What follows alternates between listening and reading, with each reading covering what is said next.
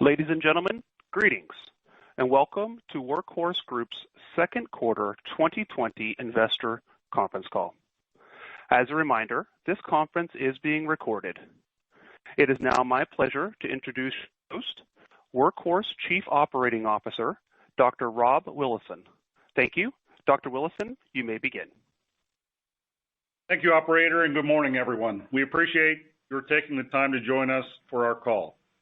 Before the market opened, we issued a press release with our second quarter results for the period ended June 30th, 2020, a copy of which is in the investor relations section of our website. We also released our quarterly Form 10-Q. In a few moments, I'm going to turn the call over to our CFO, Steve Schrader, who will walk us through our financial results for the quarter. After that, our CEO, Dwayne Hughes, will provide an update on the businesses as well as provide an outlook for the remainder of the year. We will then hear from John Graber, who heads up our aerospace operations, for an update on that part of the business before we turn it over to questions. But before I begin, I wanted to call your attention to our safe harbor provision for forward-looking statements that is posted on our website and is part of our quarterly update. The safe harbor provision identifies risk factors that may cause actual results to differ materially from the content of our forward-looking statements. Our 2019 Form 10-K and other periodic filings on file with the SEC provide further detail about the risk factors related to our business. And with that, I would like to turn the call over to our CFO, Steve Schrader. Steve? Thanks, Rob, and thank you to all who are joining us for today's call. This morning, we issued a press release which discusses the results of our operations for the quarter. Additionally, as Rob just mentioned, our Form 10-Q was also filed today. I recommend going through both materials to get more color on some of the information being discussed today. Now to our financial results for the second quarter ended June 30th, 2020. As many of you have been following Workhorse are aware, and as we announced via press release recently, our first two C-Series trucks were delivered in July to Schrader. This recent commencement of delivery helps to explain the lack of meaningful revenue in the second quarter. In addition, and to be clear, expectations should be that the vast majority of our 300 to 400 vehicle production target will be manufactured and delivered by the end of the fourth quarter of this year. Now for the second quarter results. Sales for the second quarter of 2020 were recorded at $92,000 compared with just $6,000 in the second quarter of 2019. Cost of goods sold increased to $1.5 million from $930,000 in the second quarter of 2019. The increase was primarily driven by increases in labor and materials relating to costs for the C-Series production. Selling, general, and administrative expenses increased to $3.9 million from $2 million in the same period last year. The increase in selling, general, and administrative expenses was due primarily to increases in consulting expense, higher employee-related costs, and incentive stock option expenses. Research and development expenses increased $1.6 million from $1.2 million in the same period in 2019. The increase in engineering, staffing, and consulting expenses was related to the design of the C-Series. Interest expense increased by $108.4 million with $124.3 million of expense this quarter compared to an interest expense of $15.9 million from the same period last year. It should be noted that the significant increase in interest expense was almost exclusively due to the change in fair value of our convertible note and the mark-to-market adjustment for some non-dilutive warrants issued to a lender. Both of these GAAP adjustments are non-cash and primarily dependent on the underlying stock components of financial instruments. These large adjustments were the result of the stock price of $17.39 on June 30th compared to $1.81 on March 31st. Net loss was $131.3 million compared with a net loss of $20.1 million in the second quarter of 2019. However, because of the large fluctuations in our mark-to-market accounting for the convertible debenture and some stock warrants, operating income or loss would be a better indication of operating and cash performance. Loss from operations was $7 million in this quarter compared to a loss of $4.1 million in the second quarter of 2019. As of June 30th, 2020, we had cash equivalents, and short-term investments of $26.2 million compared to $23.9 million as of December 31st, 2019. You may have seen in July that we closed on a $70 million convertible note financing. In addition, we had many investors exercise warrants or options that were granted or obtained in previous financings. With the cash coming in from those exercises and the financing, we currently have $105 million of cash available. We believe this cash will allow us to ramp up the production to hit our target level this year, fund next year's operations, as well as take us into 2022 before we may need additional financing, excluding any financing needed to respond to any significant increases in manufacturing resulting from significant orders or contracts. With that overview completed, I will now turn the call over to our CEO, Dwayne Hughes, to discuss some of our major operational updates and provide an outlook for our business in this current quarter and for the rest of the year. Thanks, Steve, and thank you, Rob, and good morning to everyone on the call. We appreciate you taking the time to join us today. During the first half of 2020, we have all been dealing with the effects of the COVID-19 pandemic. As it relates to Workhorse specifically, for the most part, except for supplier issues in the first quarter and testing facility closings in the second quarter, we have been able to continue towards the ramping up of our production while maintaining all safety precautions for our employees. Designing and building vehicles is certainly the highly visible part of what we do, but our C-Series vehicles also have to pass the rigorous standards of federal and state regulators in order to be operated on U.S. roads. To that end, we successfully completed the Federal Motor Vehicle Safety Standards, or FMVSS testing, in June. We are also proud to say that our vehicle designs have been validated by the United States Environmental Protection Agency, the EPA, and the California Air Resources Board, known as CARB. Workhorse is the only American all-electric OEM designing and manufacturing last-mile delivery vehicles to complete all these tests. An additional benefit to our CARB zero emission EV status is that going forward, Workhorse will now have carbon credit capabilities. What this means is through CARB, we will get 1.5 credits through every vehicle we sell. In turn, these credits can be sold to other OEMs to help meet CARB emission standards. At current rates, it is our belief that a typical CARB emission credit can expect to be sold for $200 to $300 on average. While not an immediate contributor to our top line or cash flow, as we begin to scale our operations, these credits should be reliable and more impactful as a new source of revenue over time. The EPA issued a certificate of conformity for our 3 C-Series models, which technically gives us permission to sell our vehicles in all 50 states. In addition to the EPA COC, after going through another significant testing program, we applied for and received an executive order from CARB that enables us to sell our vehicles specifically in the state of California, as well as the 13 other states that follow the stricter California Air Resources Board standards. Essentially, this means that California has approved production of our model year 2020 vehicles, the C1000 and C650. Without the executive order, we would not be able to sell or place vehicles in California and 13 other highly populated states.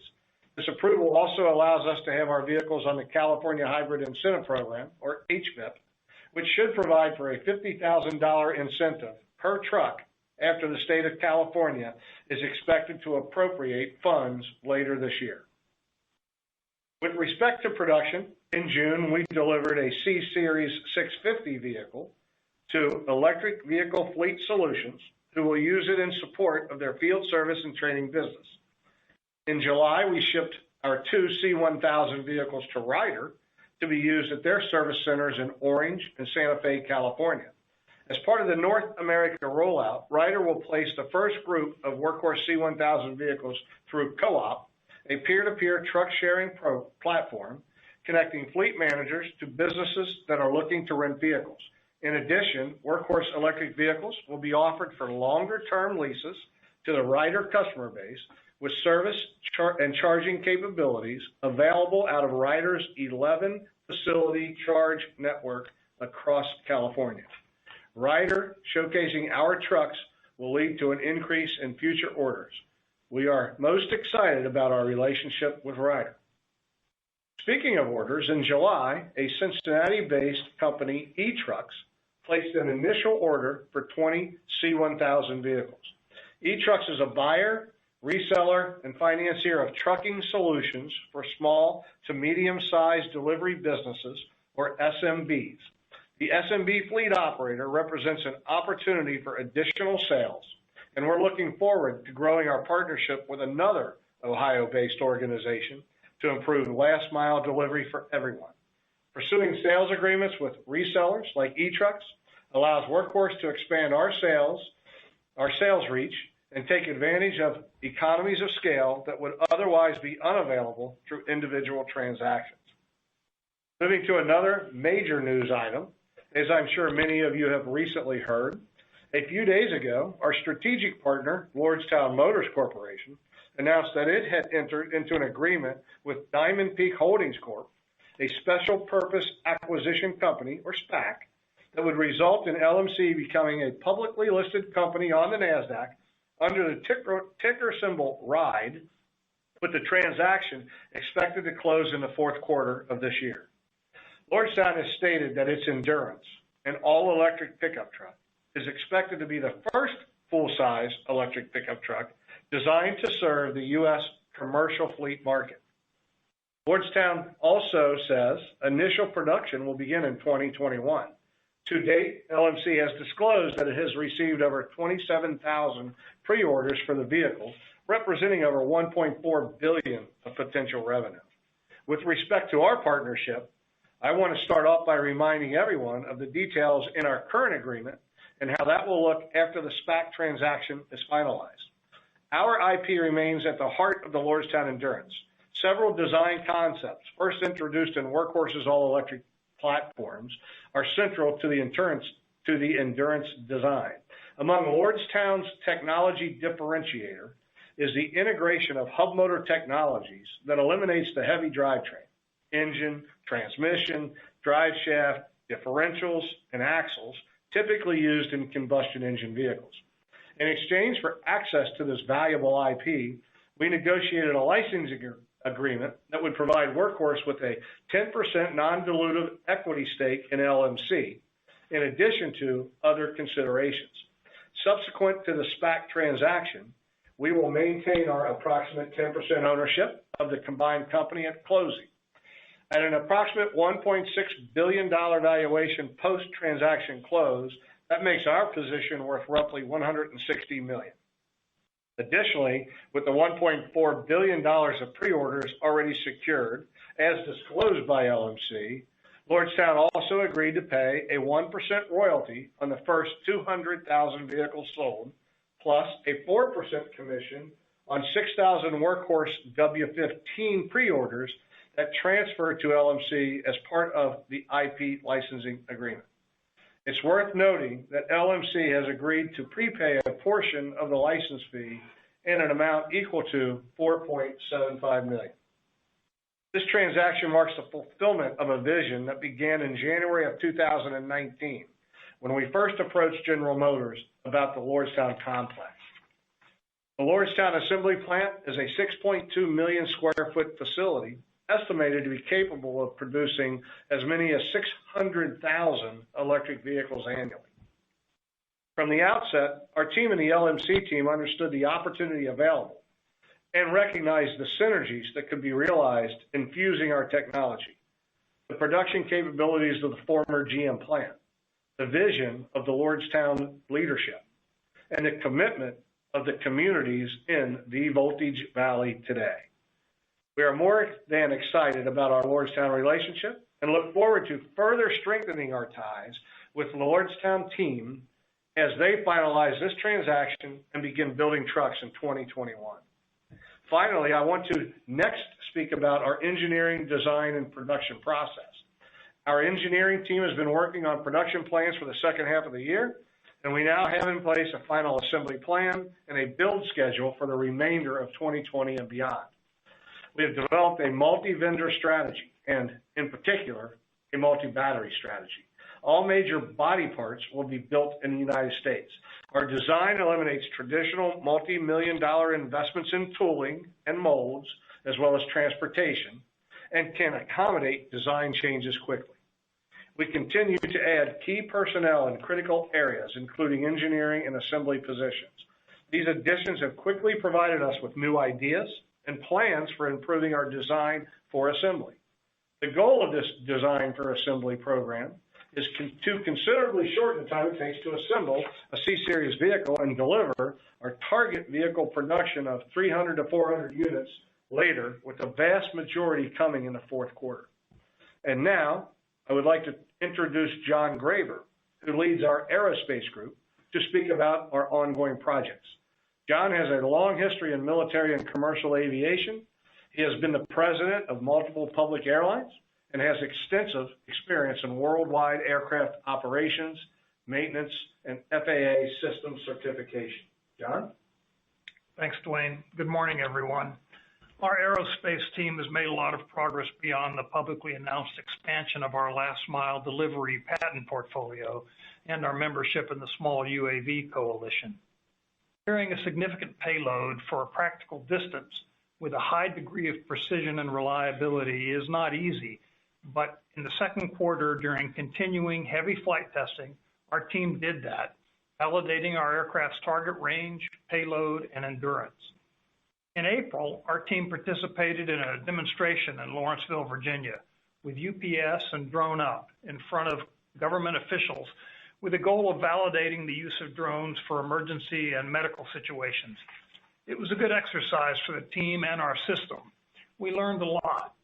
One of the things we learned, we validated the notion that autonomous operations are important, especially in times like these. Other participants needed 3 people to operate missions. We flew with 1. Because our Horsefly system automatically launches our aircraft from our patented truck top launching system, and because our aircraft autonomously flies to the delivery point and from a safe altitude automatically lowers our cargo with a winch and then returns automatically to the truck, we only need 1 person to run the entire mission, not 3. We're closing in on the final design of our Horsefly 1.0 system and an improved roof system for launching and recovering Horsefly from a Workhorse truck. I've been involved in Workhorse's aerospace operations for almost 3 years now, first on the Surefly and now with the Horsefly team. Let me give you a sense of what Horsefly means and is doing for Workhorse. First, last mile transportation is hard. Aerospace transportation is harder, and integrating the two, I would submit, even harder. Yet, our team is getting it all done. In our 4th year of development, Workhorse Aerospace has flown live package deliveries hundreds of times in 3 different states. Our prototype all-electric aircraft flies from our all-electric delivery van, utilizing our patented truck top launch and recovery system. All our experience has taught us that last mile drone delivery is standoff, low touch, and low cost, but all of that means nothing if you can't sell it in the marketplace. And we found the marketplace requires these core capabilities we designed for: safely and reliably carrying a meaningful payload, carrying it a meaningful distance, doing that simply and autonomously, and doing it 7 days a week, 365 days a year. FAA type certification is the only path to scaling meaningful long-term commercial revenue operations in the United States, and Workhorse Aerospace is on that path. We've designed our aircraft and support systems to meet the FAA's stringent standards to commercial operations. This certification process takes approximately 12 to 18 months. We have an expert aerospace team with a deep understanding of the FAA's process and regulatory requirements, and we've teamed with Moog Aerospace to leverage their decades of aviation experience in the development of our systems.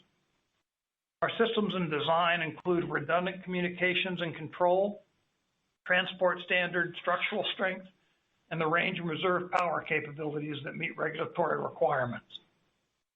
The key component to drone success is community acceptance. No one wants hundreds of annoying gnats flying over their homes every day, but very few people will care if our aircraft flies over because they won't hear it, and unless they're looking, they won't see it. We've designed our aircraft to be quiet and unobtrusive. Our patent-pending onboard winch system allows us to deliver packages from a 20 feet or more above your backyard or driveway, keeping us away from your pets, children, and plants. We've delivered hundreds of packages and understand what communities will and will not accept. An additional key component of our horsefly system is our patent-pending Aries software that allows simple, precise control of the drone by operators. Aries also helps foster customer acceptance by allowing package recipients to opt into delivery, choose their own delivery points for packages at their homes, accepting or rejecting packages and deliveries in real time. And Aries is more than just delivery managed from trucks. Our system allows last mile delivery from fixed base operators like drugstores, post offices, and hardware stores as well. The applications are many and growing. In summary, the horsefly long-term business case and economics are compelling. Direct operating costs of the aircraft is less than 3 cents a mile, and when you combine our horsefly aircraft with our C-1000 delivery technology, you cut almost all of the carbon out of the delivery process while reducing the delivery costs up to 80%. This is a true step function improvement in terms of cost and efficiency and greenhouse gases. Horsefly's integration with our all-electric delivery van will allow us to maintain and grow our early leadership position in the last mile space. Dwayne, I'll turn it back over to you. Well done, John. I appreciate that update. I do trust this provides you all with a better picture of what horsefly means to Workhorse. There are drone operators, there are delivery truck OEMs, Workhorse is both. In conclusion, I'll provide a brief comment, as we always do, with respect to the U.S. Postal Service Next Generation Delivery Vehicle Program. As many of you are well aware, under our NDA, Workhorse is only able to provide information which is already in the public domain. As has been the case throughout this process, any further information or announcements will be issued by the U.S. Postal Service. We appreciate the continued interest that we are receiving and will provide updates to the market as we are able. We do not have any updates to share at this time. That concludes my prepared remarks. Thank you all for your time this morning. We look forward to updating you on our progress going forward, and we're now ready to open the call for your questions. Operator, please provide the appropriate instructions. Thank you. At this time, we will be conducting a question and answer session. If you would like to ask a question, please press star 1 on your telephone keypad. A confirmation tone will indicate your line is in the question queue. You may press star 2 if you would like to remove your question from the queue. For participants using speaker equipment, it may be necessary to pick up your handset before pressing the star keys. One moment, please, while we pull for questions. Our first question is from Craig Irwin of Roth Capital Partners. Please proceed with your question. Good morning, and thanks for taking my questions. So first thing, Dwayne, if you could please update us on the backlog, where it stands at the moment. Is it basically unchanged from the last time you disclosed 1,200 units? And then the Rider and e-trucks orders, both very nice beginnings with both of these customers. Can you maybe describe the longer-term potential you think is available with these customers? And how should we be thinking about customer orders as far as tempo? Do they generally start small and build larger? And should we be expecting multiple additional orders over the next several months? Thanks for your question, Craig. It's great to have you on, and we appreciate the opportunity to respond. There's a couple things I heard in there in terms of your question. So I'll start with the relationship with companies such as Rider and electrical vehicle solutions and so on are truly geared at helping us attract orders from all sizes of fleets. So as you can imagine, with the UPSs of the world, right, we can garner large-scale orders. But when you're thinking about fleets with smaller numbers of vehicles, these guys allow us to attract not only their attention and get the order, but then compile those orders together so we have sizable orders coming in from multiple fleet customers simultaneously. That goes, of course, not just to scale, but to efficiency down the assembly line and so on. Beyond that, I think your first question was, where do we stand with the current backlog? We're still in that roughly 1,200 unit neighborhood at this point. The 2 orders we sent to Ryder did start to populate their co-op fleet, as we mentioned in our call. But to that point, we do expect all of these channel partners to help us increase our order quantity and our backlog somewhat significantly. Clearly, as we can operate now in all 50 states due to our regulatory approvals and so on. Thank you for that. So one of the things that was absent from your prepared remarks is a discussion of UPS. Many of us look at UPS as an anchor customer, maybe your most important customer you've done business with to date. I know all customers are important. Is there any change or update you can share with us on UPS at this time? Nothing really, except that, that order still is out there. We are continuing to make sure that the trucks that we do deliver to UPS knock it out of the park, if you will. So rather than having the first few vehicles go to them, we're working with their implementation schedule across the different depots where they're going to place these vehicles, starting in the California marketplace as we understand it today. So it's really just a function of working directly with UPS in terms of how they're building out their infrastructure and making sure that we are on cue to not just deliver trucks to those depots, but the trucks that we deliver are, if you will, the best trucks that they've ever received. That's great to hear. So last question, if I may, before I jump back in the queue.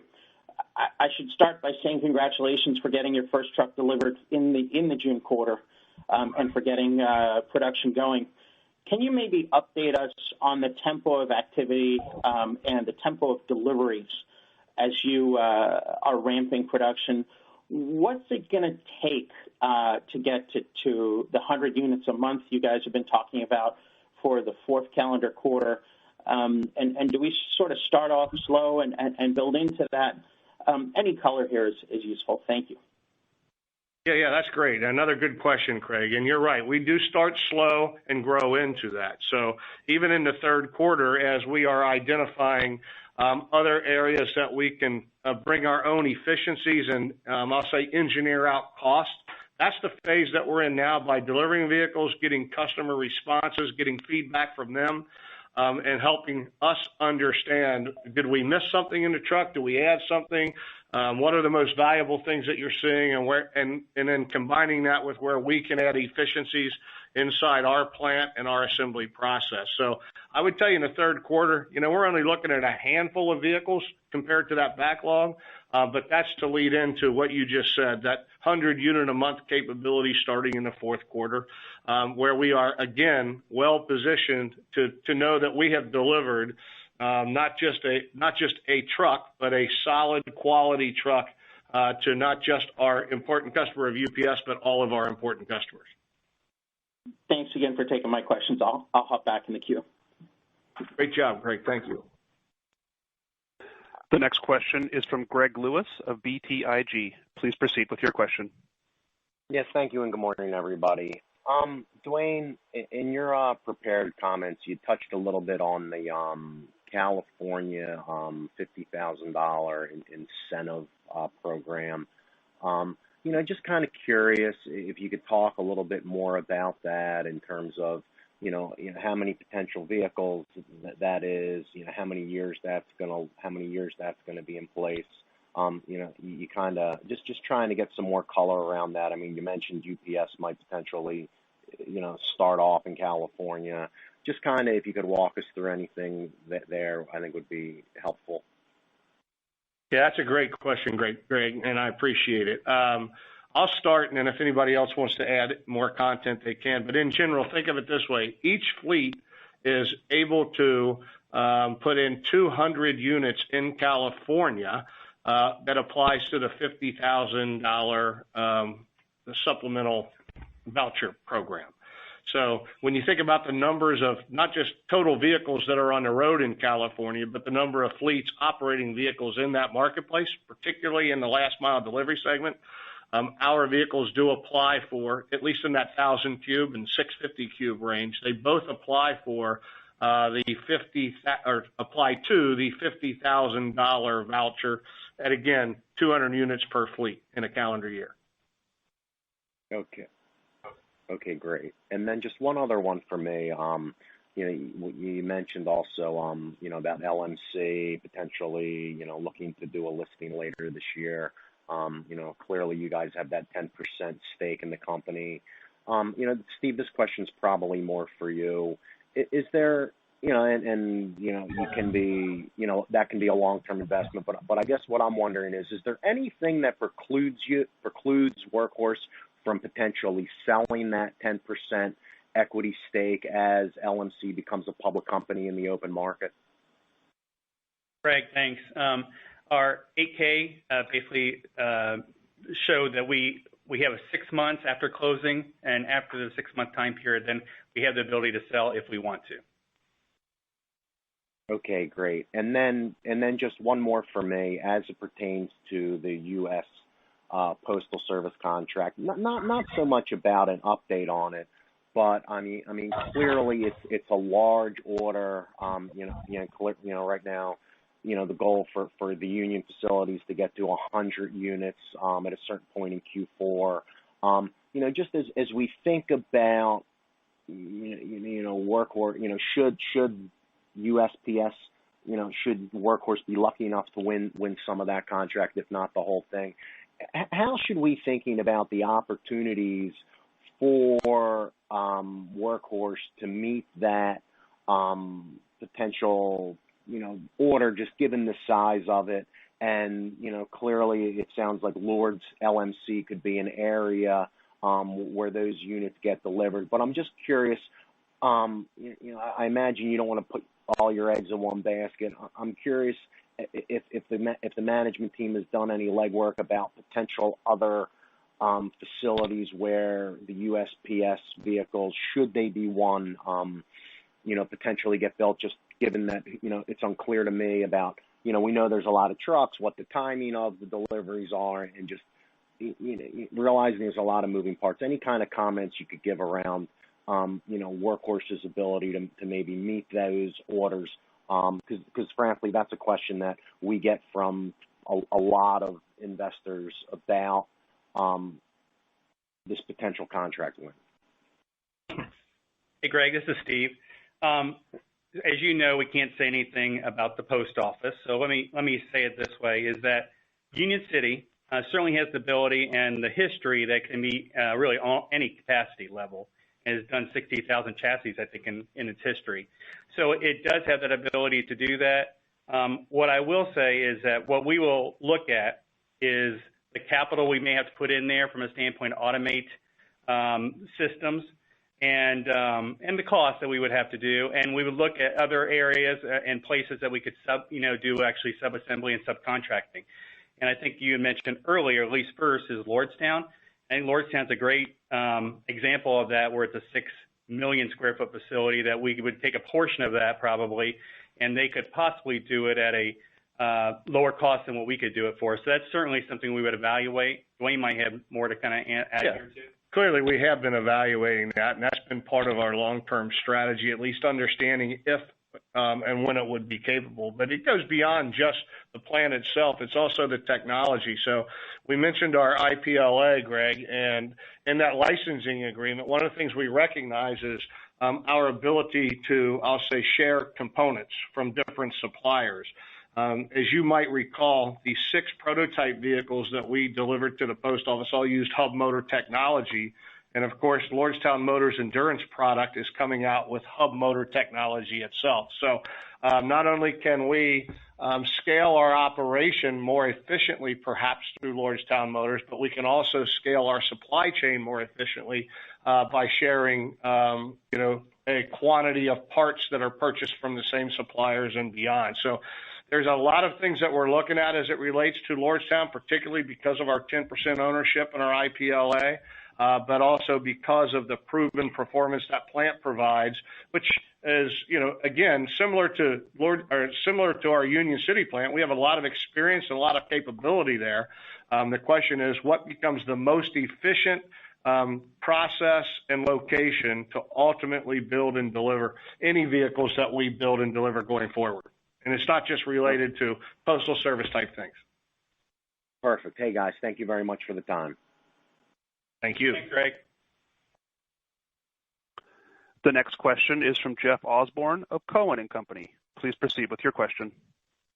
Hey, good morning. Couple questions on my end. I was wondering if you could just touch on the Duke partnership and how that's progressing.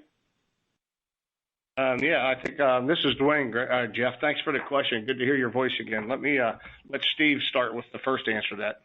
Yeah, I think Duke's still a strategic partner with us, especially from the infrastructure side, and we're in talks with them quite a bit, from a standpoint of going forward. So we view them as the first choice for supplying infrastructure to our customers, and they certainly view us as the first choice of supplying the trucks for their infrastructure.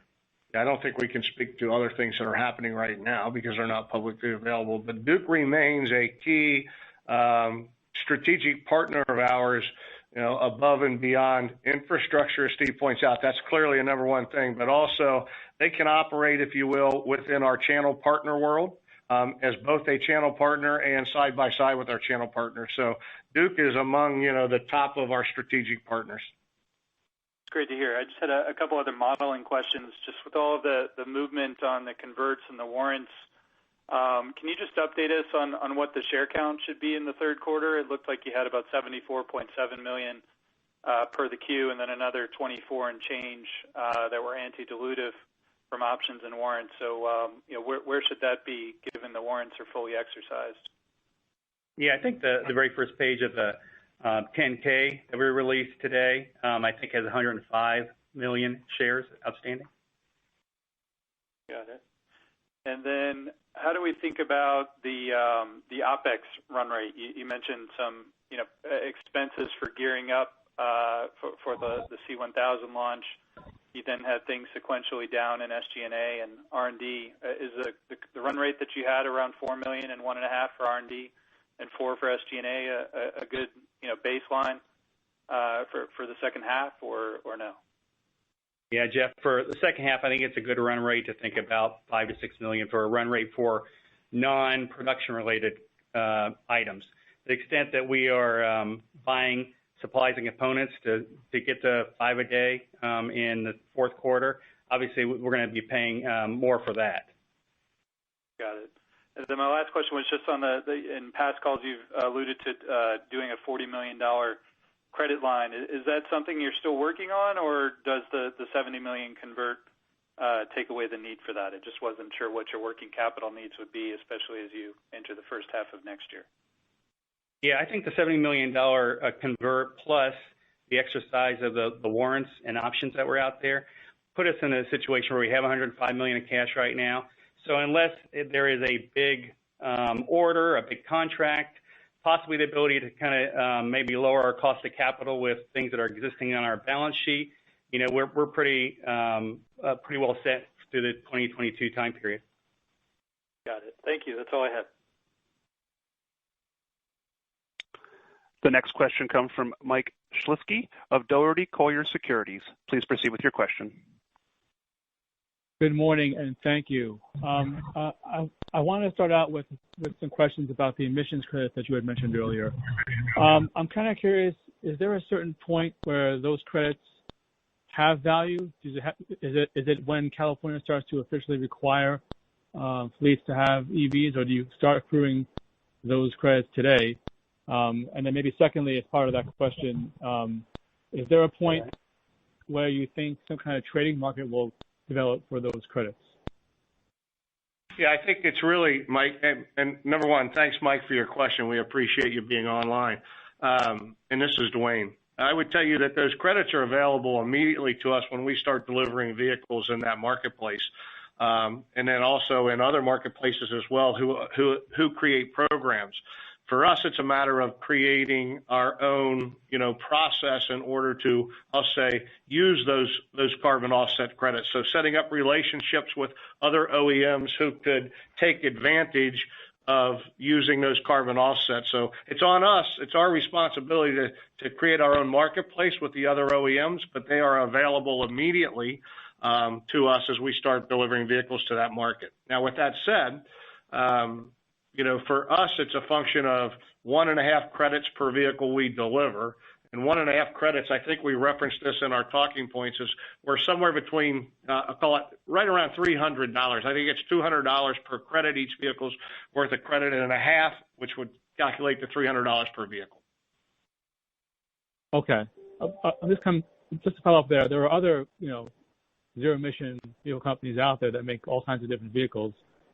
Do you think they'll also get credits? I'm just trying to figure out, can people buy their credits from different sources, and will you be able to mark those up if people really need them, or mark them down if everyone's, got their vehicles on the road by those California deadlines? Yeah, I would say that there's going to be other EV OEMs who are able to have carbon offsets. I would tell you this, to date, this is our first time we've had carbon credits available to us. I think it's based on a class vehicle, it's all electric vehicle and so on. But as you get into larger scale vehicles in the past, the larger classes, the heavier class vehicles, I don't believe were available for carbon credits earlier. So I think they're starting to make that available, and I think that's one of the reasons why you see our opportunity in the class of vehicle we're in to now have available carbon credits. Okay. That's great color. I also wanted to touch on maybe your exit production rate for the year, and possibly sort of the bottom range for 2021 as far as where you might start the year on production. I know you want to get to 100 vehicles a month for the fourth quarter, but is there any sense as to where you might start the quarter, where you might end the quarter, whether that ending exit rate is kind of a good place to start for 2021?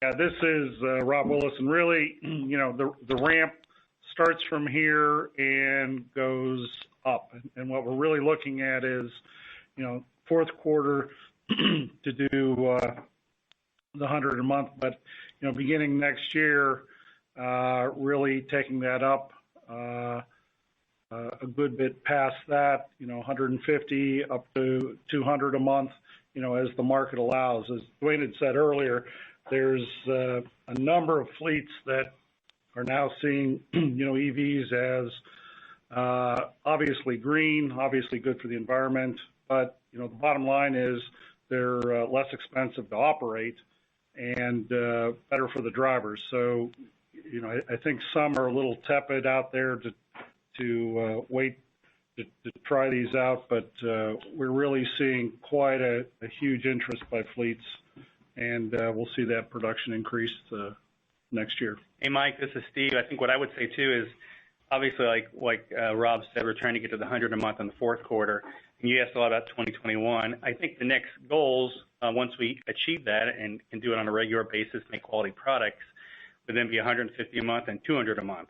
We can't give you a guidance on that yet in 2021 as to when we would get there from a standpoint of what month. But that's certainly the next two goals. And I think when we get to the 200 a month, we'll be gross margin, probably hit our targets. Now, getting gross margin positive is always the first step from a standpoint of, anybody that's mass producing for the first time and going from, in a lot of cases, installing equipment. In our cases, doing R&D. But again, our goal is to eventually get to that 15 to 20 a day. Got it. Great. Thanks for that. And just to confirm, all your previously stated gross margin and EBITDA break-even targets and comments, those are still valid with the same production levels going forward? We do believe that when we get to like 200 a month, that we'll be at our gross margin targets of like 15 to 20%. But I say that in all of us sitting here too, we have to do it first. We have to do 100 a month first, and we have to kind of see where that goes. So, you don't get credit until you do it. So. Got it. Maybe just one last one for me. You kind of touched on it in your previous answer here, but curious as to what's the level of order increase that you're getting, maybe this past quarter versus the prior quarter. Do you get a sense that there's been any issue due to COVID-19 with folks just unable to get a test drive in? And do you think once there's either a vaccine or the virus gets a little bit less of an impact on our economy, that you'll see a lot more test drives after that point versus the current time? I think the virus has definitely impacted us from a standpoint of, like you said, orders. Because, yeah, customers want to see them on the road. They want to touch them. They want to feel them. They want to drive them. And I think from that standpoint, it's probably been slow. I think as soon as we start delivering more orders out there, that the orders will come in. We certainly anticipate higher orders this year and by the end of the year. So we have, we're pretty confident in that, and we'll go forward and see what happens. Guys, that's great color. I'll pass it along. Thanks so much. Thank you. Thanks, Mike. The next question is from Pavel Molchanov of Raymond James. Please proceed with your question. Thanks for taking the question. Lots of discussion today about domestic opportunities, but of course, on the other side of the Atlantic, we're seeing the European Green Deal and the European Climate Law, and if anything, a faster push for electrification. And I'm curious what kind of conversations you may be having with either prospective customers or prospective manufacturing partners within the EU. This is Dwayne. I'll start with that, and then I'll let anybody else jump in. But yes, we get a bit of outreach from, on the other side of the pond, if you will, as well as over here, whether it's in Brazil or all the way into Canada and so on. So part of that is a homologation process that we are prepared to handle and go through. The second part is really the size of the vehicle and the platform. As you know, we're focused on our C1000, which is a 1,000 cube size vehicle.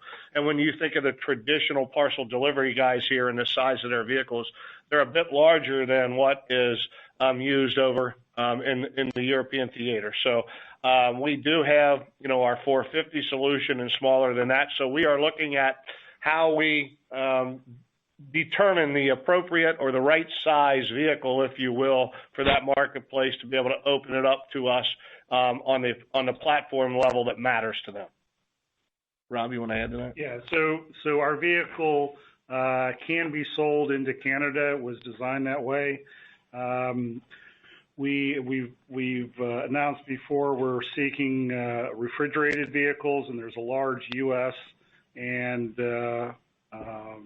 market in the UK for that, and we've had some preliminary talks in the UK and the Scottish government as well. So, we want to make sure that, we roll out in a systematic way with quality. There's a large demand for this. We're trying to do it judiciously and economically. Yeah, for sure. You guys also touched on the kind of precautions and social distancing that you have implemented to keep your workforce safe. Can you just talk about how the kind of physical manufacturing or labor process has changed in the last 100 days, given the new normal that we're all living in? Yeah, that's a great question. It's what we've really looked at, maintain the social distancing, and a lot of that has come down to some sub-assemblies, limiting the number of people that group together at final assembly, and then all the face masks, the face shields, all the PPE. Yeah, all the PPE that we do. And as much as every manufacturer keep the factory safe. It's spread them out across multiple shifts as well, so we don't have the same number of people working at the same stations and things. Sure. And John, you might want to touch on that from a horsefly perspective. In the aerospace area, we spend a lot of time thinking about, of course, how to work apart. And our aircraft is designed and our trucks are designed to facilitate one or two people involved in something, so social distancing is no problem. We emphasize PPE to everybody. When you get into the guidance, it's pretty clear, and we're very respectful of the notion that we use PPE, we socially distance, we do the hand washing, and we separate our people at work. It works really well for us so far. And maybe talk just a little bit about in the new truck configuration with the horsefly, the infrared, is it? Or ultraviolet light, I'm sorry. Yeah, so one of the recognitions going forward with last mile delivery and we do have a preliminary patent on this, but it's using UVC in the cargo area and the driver's area when unoccupied to kill bacteria, cut down some of the dangers of COVID and other contagious diseases. Thanks very much. The next question is from Chris Souther of B. Riley FBR. Please proceed with your question. Hey guys, thanks for taking my question. So with the first shipments going to Ryder, I'm just curious between them, UPS, as part of the mix this year, can you talk about what the expectations are, and sort of with the larger customer versus the tail of smaller fleets through the channels like Ryder and E-Trucks, what the expectations were going to be going forward? Yeah, I think for the most part, we'll be kind of spreading them around to all the customers this year. Part of it's working with them and when they want to receive them and where they want to get them at. For example, if they want them in California, even though we're part of the HBIB list and eligible for the rebates, the state hasn't funded the program yet and probably won't until the fourth quarter. So again, if you would want trucks in California, you'd probably have to wait until the fourth quarter too. So again, I think each of the customers we've already talked about are going to be getting trucks this year, and it's just a matter of working with them as to when they'll get them. Understood. So can you talk a bit about what % of vehicles you thought were previously going to be going into California? Has the voucher eligibility changed that geographic mix, or was that already kind of a big part of it with the expectation that would be potentially there?